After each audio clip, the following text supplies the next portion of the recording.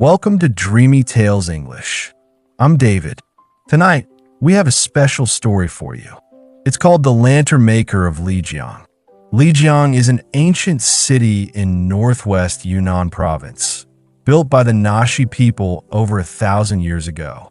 It is famous for its narrow cobblestone streets, its wooden houses with tiled roofs, and its network of canals that wind through the old town like silver threads.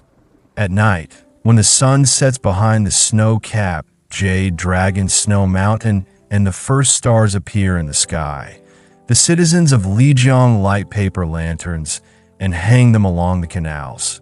Hundreds of small, warm lights floating on the dark water, creating a scene so beautiful that poets have written about it for centuries.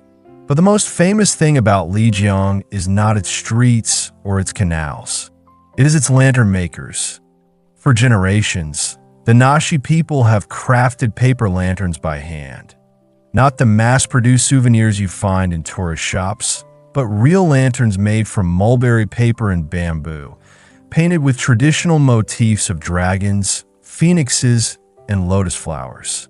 Each lantern takes 3 days to make. 1 day to prepare the bamboo frame, 1 day to stretch and glue the paper, and 1 day to paint the design.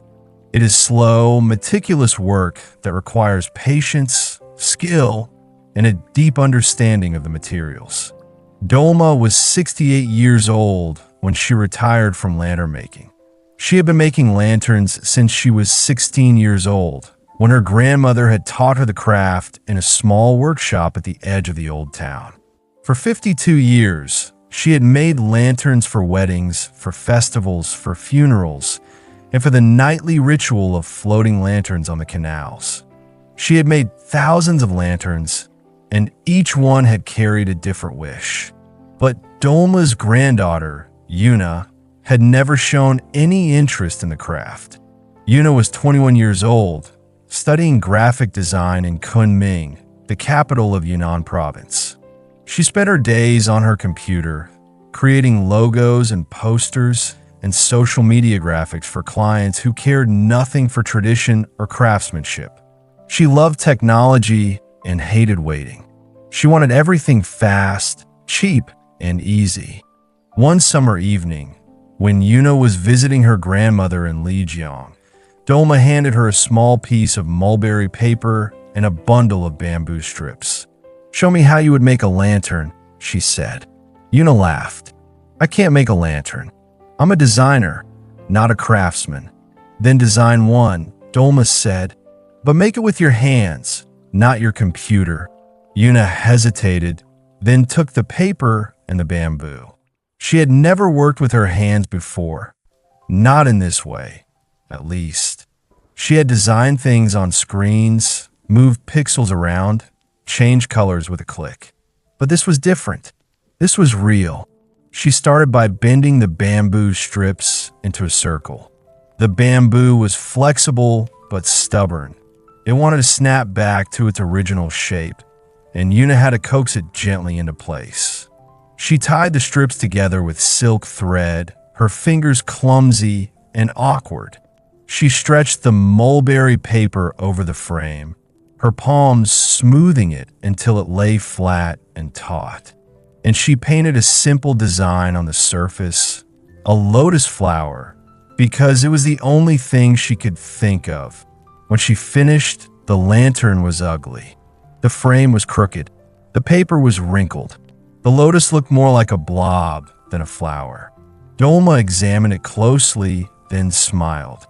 "It is not beautiful," she said, "but it is honest. And honesty is the most important thing in lantern making." Yuna felt a strange sensation in her chest. Not disappointment, but something deeper. She had spent her entire life trying to be perfect on her screen, and she had never felt fulfilled. But this ugly, wrinkled, imperfect lantern, made with her own hands, with her own patience, made her feel something she had never felt before: pride. "I want to learn," she said. Dolma nodded. "Then sit, watch, and learn." And so Yuna began to learn the art of lantern making. The process was unlike anything she had ever experienced. First, you had to select the right bamboo, thin, flexible, and strong, cut from the mountainside in early spring when the sap was rising. Then you had to soak the bamboo in water for 2 days so it would be soft enough to bend without breaking. Then you had to shape the frame. A circle for the bottom, a smaller circle for the top, and a series of ribs connecting them, creating a shape that was both functional and beautiful. Next came the paper. Mulberry paper was made from the bark of the mulberry tree, pounded into a pulp, spread thin on a screen, and dried in the sun. It was thin as a butterfly's wing, translucent and golden. When held up to the light, it glowed like a stained glass window. Finally came the painting. Yuna learned to mix pigments from natural minerals and plants. Cinnabar for red, malachite for green, azurite for blue, and gold powder for highlights. She learned to hold the brush with a light touch, to let the colors flow across the paper like water flowing down a mountain. And she learned that the most important thing in painting was not skill, but intention. The feeling you put into each stroke determined the feeling the viewer would get when they looked at the finished lantern. Yuna's first week was the hardest. Her hands hurt from bending bamboo. Her eyes burned from squinting at the small details. Her back ached from sitting at the workbench for hours. And her lanterns looked worse than her first attempt. But Dolma did not give up on her. She simply picked up the broken bamboo, soaked it in water, and handed it back. Again, she did this 20 more times. Each time, the lantern improved. Each time, Dolma's hands moved closer to Yuna's, correcting, guiding, teaching. By the end of the first month, Yuna's lanterns were acceptable. By the end of the second month, they were good. And by the end of the third month, she had made a lantern that Dolma examined closely and nodded at with a rare, satisfied smile. "This one," she said, "is beautiful." Yuna held the lantern in her hands.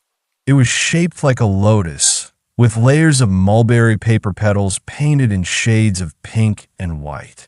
Inside, a small candle flickered, casting a warm golden light through the translucent paper. It was the most beautiful thing she had ever created. "I can't believe I made this," she whispered. Dolma smiled. "You did. With your hands, not your computer. That is the difference." That evening, Yuna and Dolma walked to the canal at the edge of the old town. The sun was setting behind the Jade Dragon Snow Mountain, painting the sky in shades of orange and purple. The first stars were appearing, and the citizens of Lijiang were hanging lanterns along the water. Hundreds of small, warm lights floating on the dark surface like fallen stars. Yuna placed her lotus lantern on the water. It caught the current and began to drift, its golden light reflecting on the surface, growing smaller and smaller as it moved downstream. Dolma stood beside her, her hand resting lightly on Yuna's shoulder. "Every lantern carries a wish," she said softly. "What was yours?" Yuna looked at the lantern as it floated away into the darkness. "I wish that I could make things with my hands again, that I could create something real, that I could be honest instead of perfect." Dolma nodded. "That is a good wish, and I think it will come true." Yuna returned to Kunming the following week, but she did not go back to her graphic design job. She submitted her resignation and opened a small studio in Lijiang, a studio dedicated to traditional lantern making, where she taught young people the craft her grandmother had passed on to her. She told her friends that she had found a new direction, but the truth was simpler. She had learned that the best things in life are not made on a screen. They are made with hands, with patience, and with heart. And every evening, when she sat at her workbench, bending bamboo and stretching paper and painting lotus flowers, She thought of Dolma and the words she had spoken on the canal. Honesty is more important than perfection. And in that simple sentence, Yuna found the purpose she had been searching for, not in pixels and algorithms, but in mulberry paper and bamboo and the warm glow of a lantern floating down a canal at dusk. Good night and sweet dreams.